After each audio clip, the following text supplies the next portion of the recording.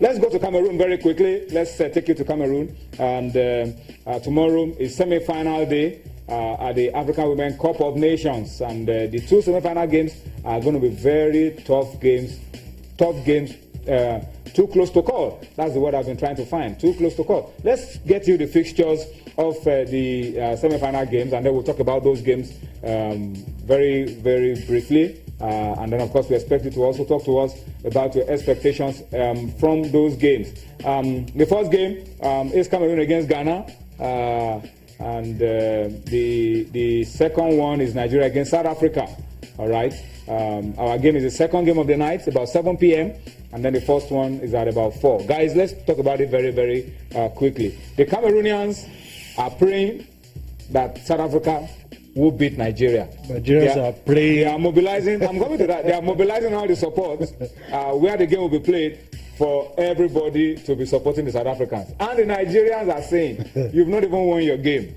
Yeah. And you are trying to plan our own. Don't think about us. All right, but we also are praying that Ghana will upset the Cameroonians.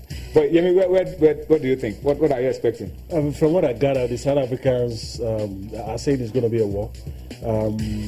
History favors them a bit because they've beaten us in the semi-final before. We have beaten them several times. Yeah, we've beaten them several times. They've beaten us in the semi-final. So history does not favor them.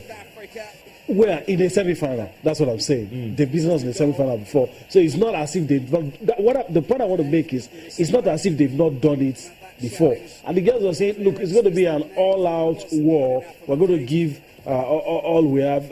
But, I mean, it's always hard to bet against the Super Falcons in an African competition.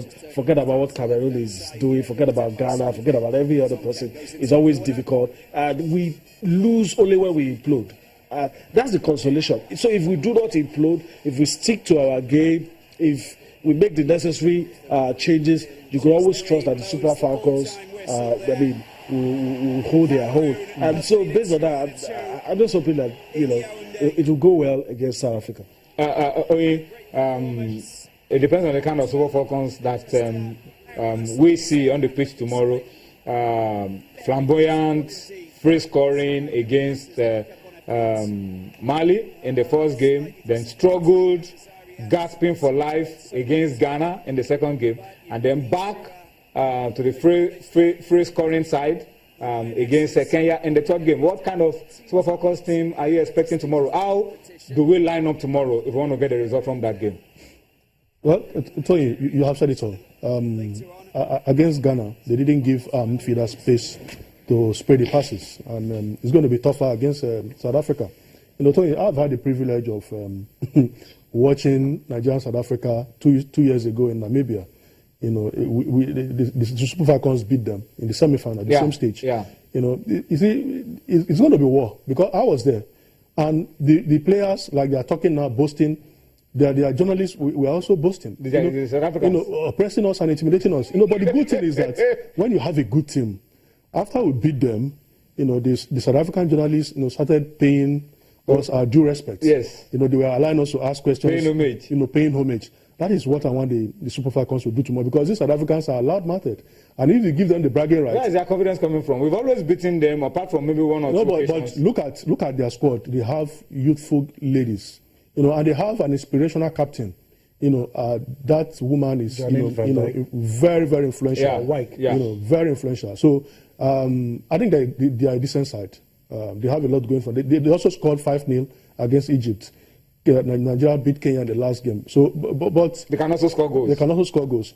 When I see the team list tomorrow, Tony, the way Florence lines up our team, then I'll be able to, say with confidence. Say with confidence. Whether we are winning. We saw Ngozi Okobi, play her first game. Why is this girl not playing?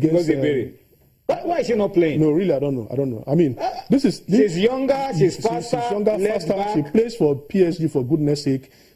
She can overlap. She can pull. She has good shots. She has good shots. I don't know why. Her crosses are excellent. I don't know why Florence has kept down the bench and is using a player that is not better than Ngozi Okobi. So perhaps everything might change tomorrow. Let's see how it goes. But Tony, it's going to be tough. I don't have any doubts about the quality of the team that we have.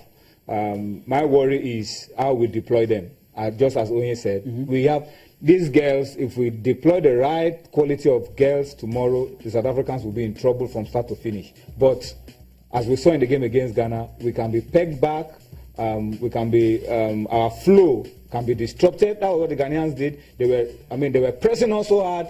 Our midfielders could not even string those passes together, and you could see it was one of them that even committed an offense in our box where they got their penalty. So it depends on how we deploy those girls tomorrow. It does. We've shown that we can have a Jekyll and Hyde performance. One day we're looking fantastic. The next, we're asking questions about how our team is set out to play. But we all agree that if the Super Falcons that we know, that we expect to see, step to the field, the Bayana will just have a trailer load of goals in their net. But then again, we should not dismiss the South Africans. They have almost all the things in terms of preparation, in terms of organization. They have all the things that we do not have, and that's very key. They are well motivated, they are better organized, and they have their FA behind them, a lot of things.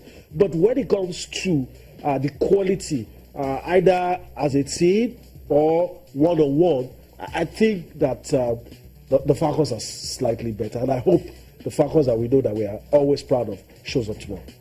All right, let's take you to Cameroon. Our correspondent, Cecilia Morogbo, is there, getting us all the beats around the Nigerian team. She caught up with Osinachi Ohale, one of our defenders, and with Ngozi Okobi. They spoke to Cecilia Morogbo in Cameroon. Let's listen to what they had to say.